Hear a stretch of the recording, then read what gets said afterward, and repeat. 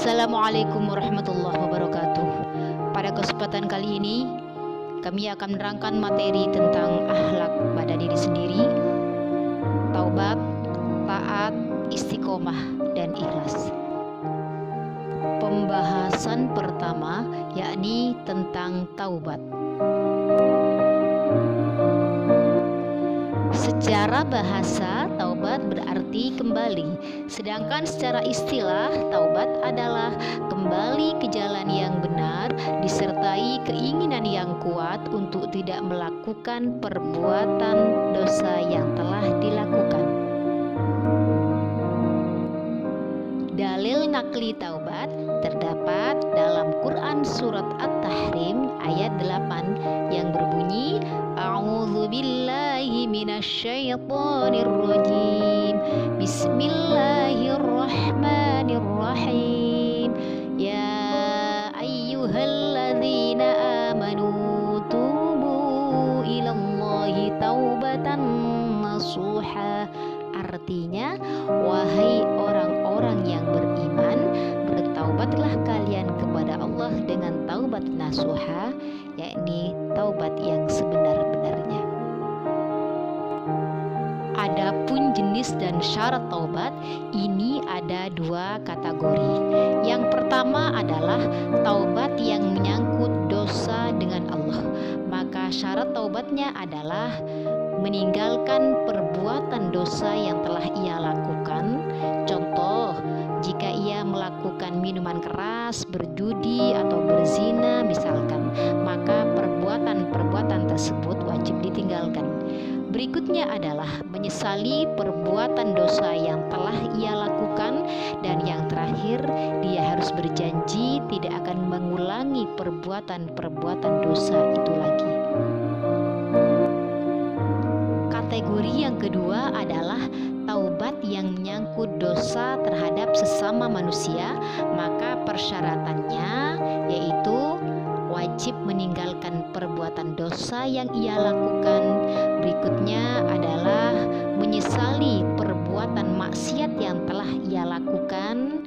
Berikutnya lagi adalah berjanji tidak akan mengulangi perbuatan maksiat yang telah ia lakukan. Dan tambahannya yang terakhir adalah wajib membebaskan diri dari hak orang lain yang pernah dizalimi. Contoh, apabila dia pernah menghibai orang lain, fitnah, namimah, adu domba, dan sebagainya, maka ia wajib minta maaf kepada orang yang bersangkutan.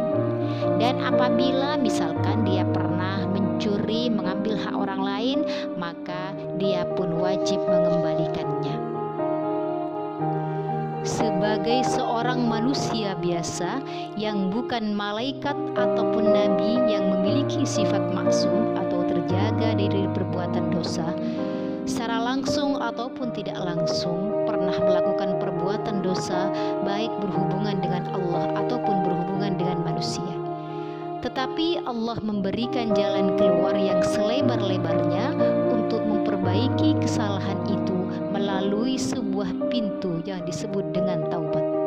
Rasulullah bersabda, semua Bani Adam pernah melakukan kesalahan, dan sebaik-baik orang yang salah adalah orang yang segera bertaubat. Dan Allah akan menerima taubat seseorang selagi nyawa atau ruhnya belum sampai di tenggorokan.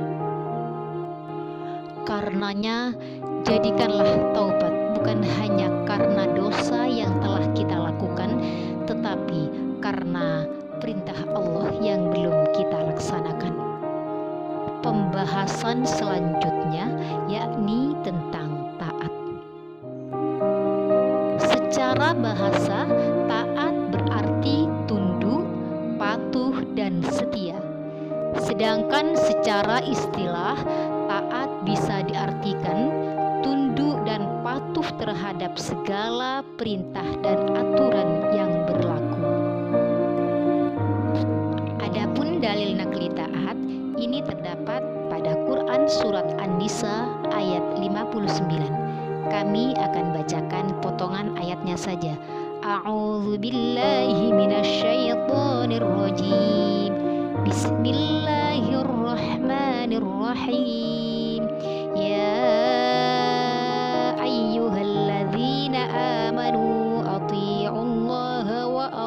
ati'ur rasula wa ulil amri minkum. Al-ayat. Artinya, wahai orang-orang yang beriman, taatilah Allah dan taatilah Rasulnya dan ulil amri di antara kamu. Dari ayat yang telah kami bacakan tadi, bisa disimpulkan kepada siapa saja kita harus taat. Yang pertama adalah taat kepada Allah. Yang kedua, taat kepada Rasul. Yang ketiga, taat kepada ulil amri atau pemimpin.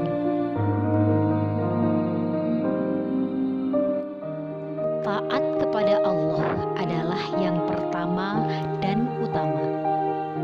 Taat kepada Allah ini sifatnya mutlak, tanpa ada keraguan dan tidak ada tawar-menawar dalam segala aspek kehidupan. Berikutnya adalah taat kepada Rasul. Ketaatan ini pun juga bersifat mutlak. Artinya bahwa taat kepada Rasul berarti taat kepada Allah. Demikian juga sebaliknya, tidak taat kepada Rasul berarti tidak taat kepada Allah. Rasulullah bersabda, "Annahu qala man ata'ani faqad ata'a Allah wa man 'asani faqad 'asallah."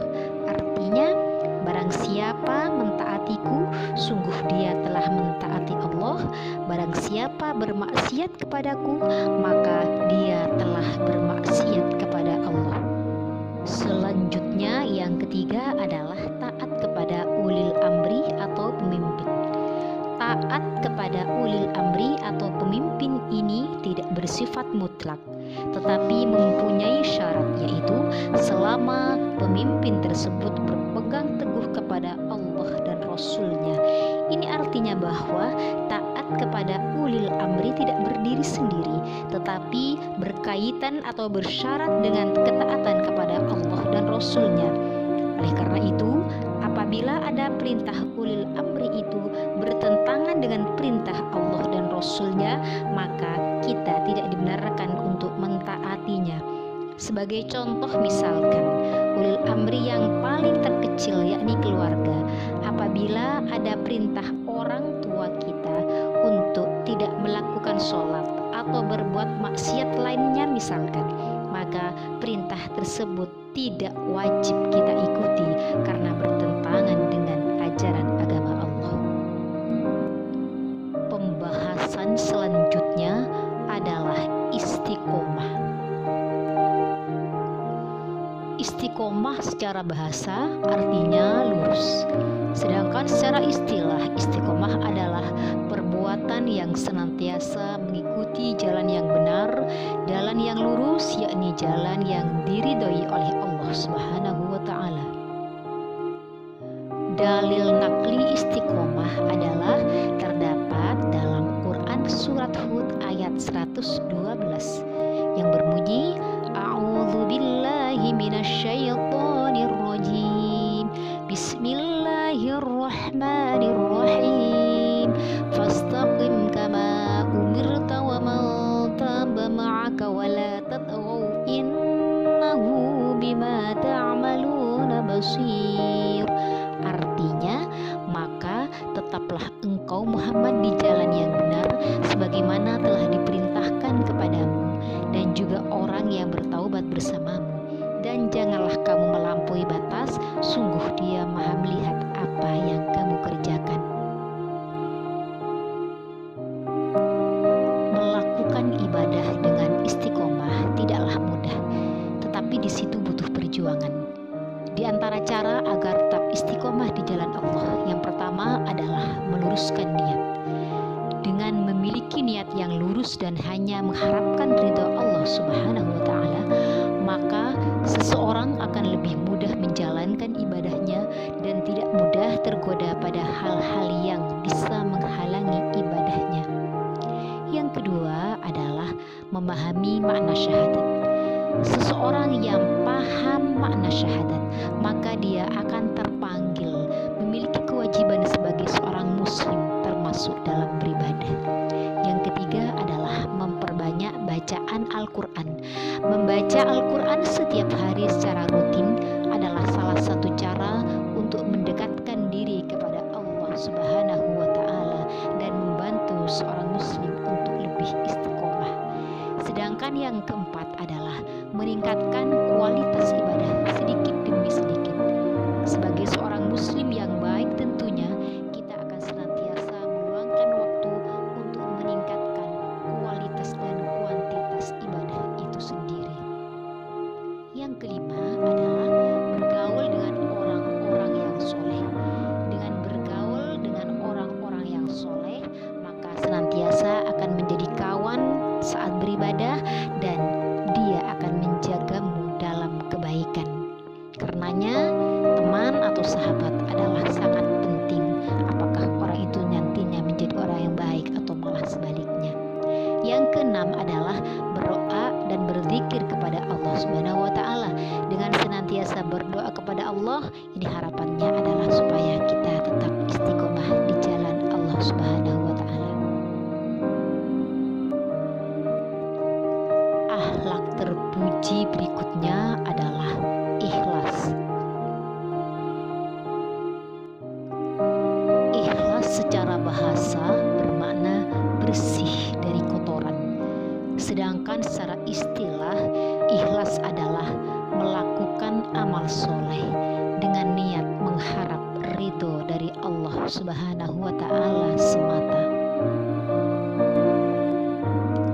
Adapun dalil nakli dari sifat ikhlas adalah terdapat dalam Quran surat Al-An'am ayat 162 yang berbunyi, A'udzu billahi minasyaitonir rajim. Bismillahirrahmanirrahim.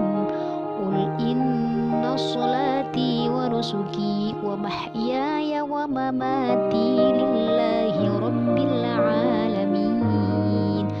Artinya, katakanlah, sesungguhnya sembahyangku, ibadahku, hidupku dan matiku hanyalah untuk Allah, Tuhan semesta alam. Ikhlas merupakan akhlak yang agung. Karenanya ia memiliki kedudukan yang sangat penting dalam setiap amalan, baik amalan hati, lisan maupun badan, baik amalan yang bersifat dunia ataupun yang bersifat akhirat. Karenanya niat memiliki peranan yang sangat penting, karena dengan niat yang ikhlas sajalah maka amalan kita yang diterima oleh Allah Subhanahu wa Ta'ala. Rasulullah bersabda, innamal a'malu binniyat wa innama likulli imri'in ma nawa. Artinya bahwa semua perbuatan tergantung dari niatnya dan balasan bagi tiap-tiap orang tergantung dari apa yang diniatkan. Karenanya betapa niat yang ikhlas memegang peranan yang sangat penting dan utama dalam setiap amalan. Semoga Allah senantiasa memberi kita kekuatan untuk menjaga keikhlasan